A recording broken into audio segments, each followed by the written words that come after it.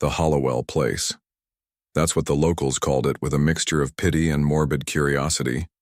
For Sarah and Mark, it was opportunity. A sprawling two-story Victorian on the edge of town, its grandeur faded but its bones undeniably good.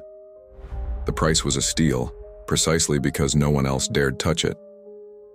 "Needs a lot of love," Mark had said, his voice echoing in the cavernous, dust-filled foyer. Sarah had just smiled, already envisioning new paint, polished floors, life breathed, back into its tired lungs. The master bedroom, with its bay window overlooking the overgrown garden, was their first project. It was there, beneath layers of floral wallpaper so ancient it crumbled like dried leaves, that they found it. At first, Mark dismissed the intricate etchings in the old horsehair plaster as some forgotten decorative art. Probably the original. "Finish," he'd mused, tracing a spiraling line with a calloused finger. "Fancy, eh?" But Sarah felt a prickle on her skin, a discordant hum beneath the surface of his casual observation. The patterns weren't just fancy. They were elaborate. Too elaborate. They snaked across the entire north wall, a labyrinth of interconnected spirals, sharp angles, and what looked chillingly like stylized, multi-jointed limbs. They weren't repetitive, like a stencil. Each section was unique, a chaotic, yet undeniably intentional design. The first week, Sarah found herself staring at the wall for long stretches, her paintbrush idle. She told herself it was the artist in her, appreciating the craftsmanship. But a deeper, more unsettling fascination was taking root. Sometimes, out of the corner of her eye, the lines seemed to writhe. Just a flicker, a subtle undulation, that vanished when she focused. "Tired eyes," she'd murmur, rubbing them. Mark, pragmatic and ever focused on the task list, noticed her distraction. "You gonna make friends with that wall all day, or are we painting?" he'd tease. He didn't see it. He couldn't feel the subtle drop in temperature when she stood too close, or hear the faint, almost subaudible whisper that seemed to emanate from the plaster itself, like 1,000 tiny sighs. She started taking photos, obsessively. To document the original feature, she told Mark. But really, she was trying to catch it moving. The developed pictures were infuriating. The patterns were always static, yet subtly, undeniably different from how she remembered them just moments before. A spiral would be tighter, a line would extend further. Mark accused her of overthinking, of letting the house's creepy reputation get to her. Sleep became difficult. The master bedroom, even with its bare plaster, felt crowded.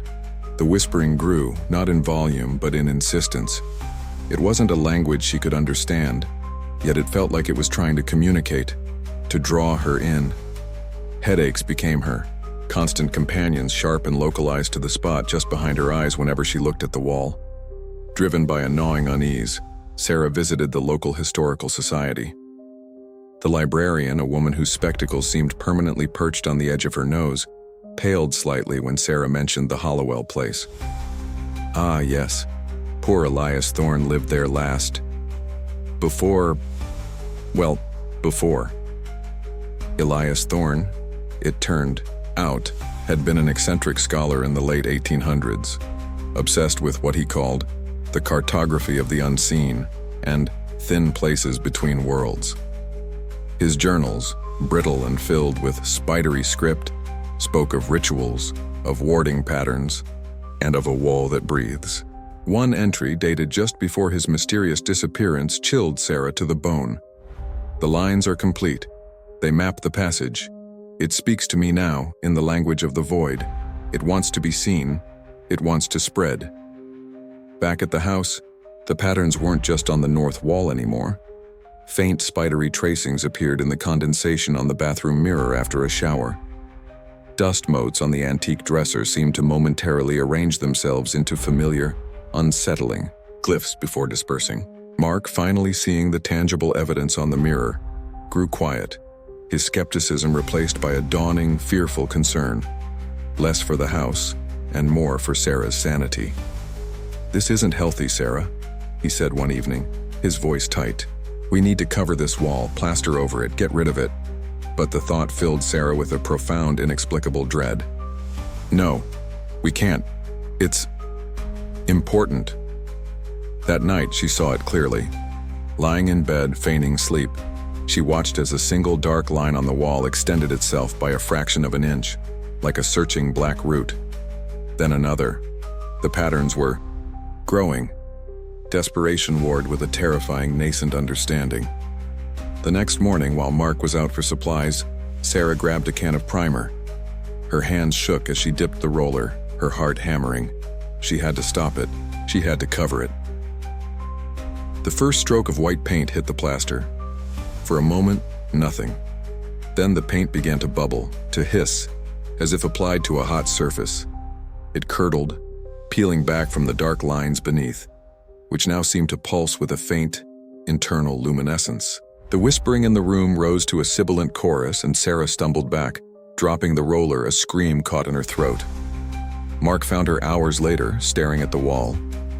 He stopped dead in the doorway, the bag of supplies slipping from his grasp. The patterns were no longer flat.